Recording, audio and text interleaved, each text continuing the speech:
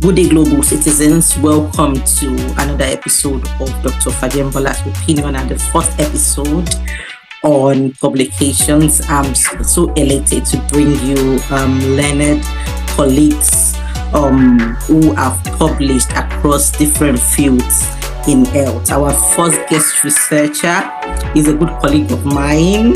We've published together once, and he is someone I learned from. Please join me to welcome pharmacist Yusuf Adebisi, pharmacist doctor Yusuf. It started for me personally when the pandemic started. It made me appreciate what I was taught in medical school on coronavirus. We were taught many viruses, so I was like, "Oh, this is what they were talking about." The beautiful thing about medicine is seeing what you read in the book, in clinics, or maybe in pandemics, in community. Even if we're taking other precautionary measures not to get infected, even though some people were infected, we had low morbidity and mortality compared to most countries in the global north. So when I got to countries like Thailand, and currently I'm in US, I've been infected and I've received series of vaccine. This is an interesting research because COVID-19 came like an accident on a collapsing bridge, which had other accidents, not just in the global south, like countries like Nigeria and other African countries, but also in the global north. Like it came like a shock. It's the first pandemic actually I have experienced. I'm sure also for you've experienced in our generation.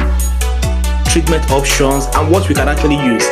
And it's during COVID-19 pandemic that we have people trying to repurpose different medication, different drugs for the treatment of COVID.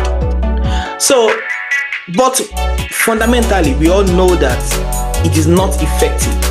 Antibiotics cannot work for viral infection, and that still holds during the COVID-19 pandemic. So, what inspires us to do that particular research is to see what countries are actually doing, because we know antibiotics are precious. They should not be misused. They should be used judiciously and religiously as much as possible. But there's no research at that time to see what countries are actually doing regarding the use of antibiotics. Understanding of the African context has actually shaped, of course, the reason and why we actually want to do the research in the first place. Because, for instance, we already know that we have limited diagnostic ability in terms of the facility that is available to even diagnose or to even screen or even do some culture for microbiological culture. The vaccination, I received the Moderna vaccine, the first, the second vaccine, which is actually, there are a lot of misconception during the COVID-19 pandemic on whether people should take the vaccine or not. But the thing is, it has actually tested science in the sense that we now understand that many people that don't have a very good understanding of science during the pandemic were shocked with what is actually happening. Because if you look at science, we are always evolving when it comes to knowledge. There's no fixed knowledge. So some people think probably because this thing is new, people are trying to understand it more. Never tested. I tested when I was traveling, when I went to Sierra Leone, when I went to the Gambia, in the later part of the pandemic, I had to test antibiotics because you need to have a prescription before you can have access to antibiotics. But we all know that that's not the case in Africa. For instance, in Nigeria, you can easily walk to chemists, open drug market, even in the market where someone is actually selling antibiotics. So all these things, we need a strong. So we need to bring people center and look at AMR from the social angle rather than just looking at it from, this is the rule and we have to follow it. People are going through things. People that don't have access to healthcare and they just see antibiotics, or they go to one chemist and that person prescribe antibiotics to them, or just give antibiotics over to them. They will want to use the antibiotics. So I just think overall what we need to do when it comes to response to or the use of antibiotics in conditions not just Ebola or even in future pandemic, we need strong science. science. We need strong infrastructure, especially in low and middle income countries where we have limited engagement and also responses that are not really equitable. We need all these things to come on board for us to be able to protect this life-saving medication. Countries, many Africans, don't believe in COVID-19. Not just Africans, even people.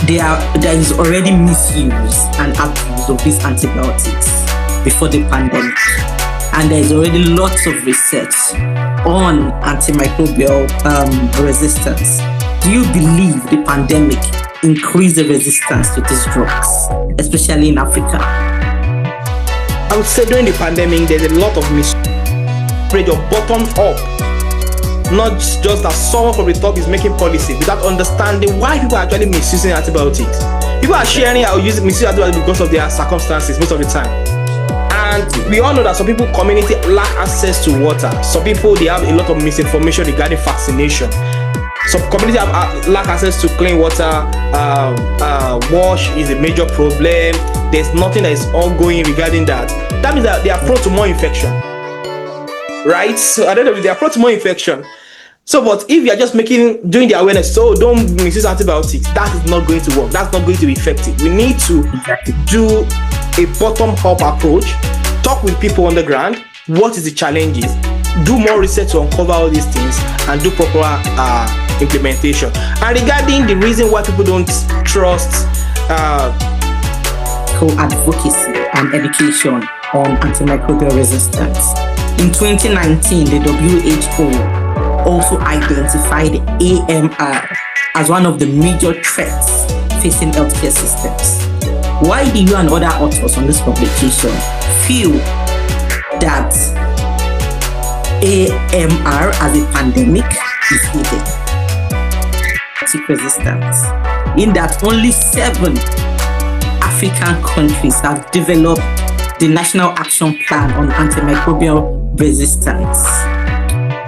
Dr. Adebisi, we are strengthening antimicrobial stewardship programs on the continent without a national action plan.